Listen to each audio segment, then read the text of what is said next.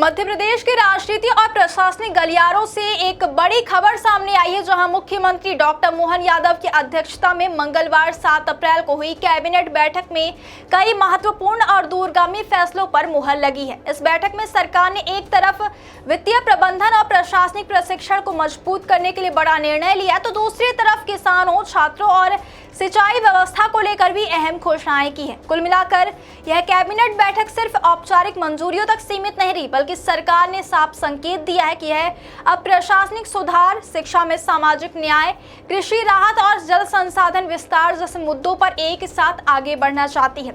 सबसे बड़ा फैसला रहा कि भोपाल में financial training and research institute यानी FTRI की स्थापना की जाएगी, जो राज्य में वित्तीय प्रबंधन, प्रशिक्षण और शोध को नई दिशा देगा। क्या आपके बोरवेल में बार बार पानी की समस्या हो रही है? 30 किलो के लोकल पाइप दे रहे हैं धोखा, बार बार टूटते हैं और खर्च बढ़ाते हैं? तो अब भरोसा कीजिए न्यूट्रॉन केसिंग पाइप पर, एक्स्ट्रा मजबूत, लंबी उम्र के साथ। अब बाजार में मिलने वाले 30 किलो के पाइप को करें बाय बाय और आज ही लगवाएं neutron 40 kg borewell casing pipe.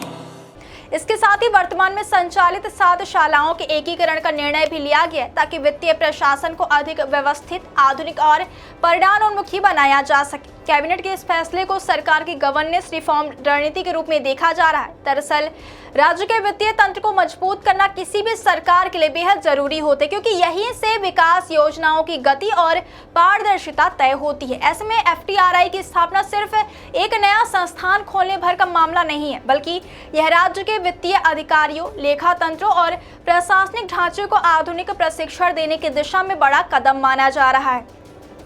माना जा रहा है कि इससे बजट प्रबंधन, वित्तीय अनुशासन, लेखांकन क्षमता और सरकारी योजनाओं के क्रियान्वयन की गुणवत्ता में सुधार आएगा। यानी सरकार अब सिर्फ योजनाएं घोषित करने की राजनीति नहीं, बल्कि योजनाओं को बेहतर तरीके से लागू करने की प्रशासनिक तैयारी भी कर रही है। यही वजह है कि इस फैसले को कैबिनेट के सबसे महत्वपूर्ण निर्णयों में गिना जा रहा है। वहीं सामाजिक न्याय के मोर्चे पर भी कैबिनेट ने एक ऐसा फैसला लिया जिसने अनुसूचित जाति वर्ग के छात्रों के लिए बड़ी राहत माना जा रहा है।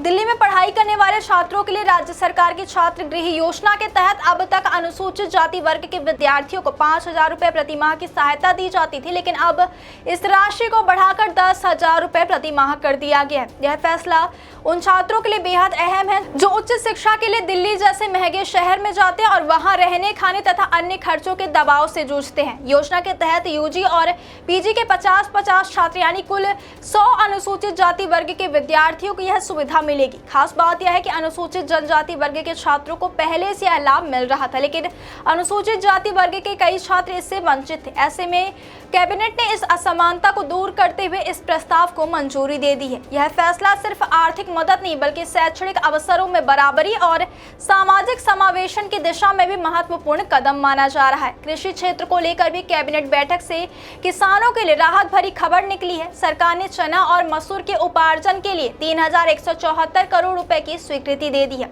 यह फैसला ऐसे समय में आया जब रबी सीजन की फसलें बाजार में आ रही है और किसान अपनी उपज के बेहतर दाम को लेकर चिंतित रहते हैं। सरकार ने साफ किया कि गेहूं के साथ साथ अब चना, मसूर और सरसों की खरीद का भी निर्णय लिया गया है, ताकि किसानों को बाजार में कम कीमतों का नुकसान ना उठाना पड़े।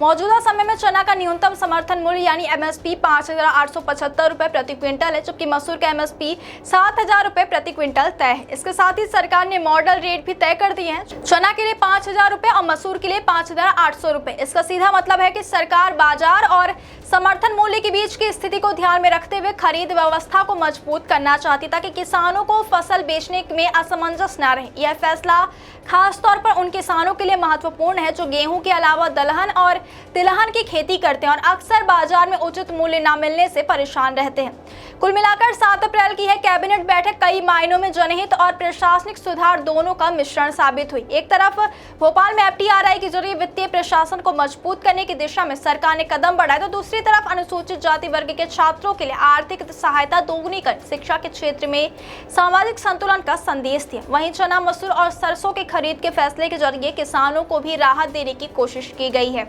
अब सबसे बड़ा सवाल यही है कि कैबिनेट के इन फैसलों का जमीनी अमल कितना तेज और प्रभावी होते, क्योंकि घोषणाएं तभी मायने रखती हैं जब उनका लाभ सीधे जनता तक पहुंचे। फिलहाल इतना तय है कि मोहन यादव सरकार ने इस बैठक के जरिए संदेश देने की कोशिश की है कि उसकी प्राथमिकता सिर्फ बड़े बयान नहीं बल्कि प्रशासनिक मजबूती, छात्र हित और किसान कल्याण जैसे ठोस मुद्दे हैं।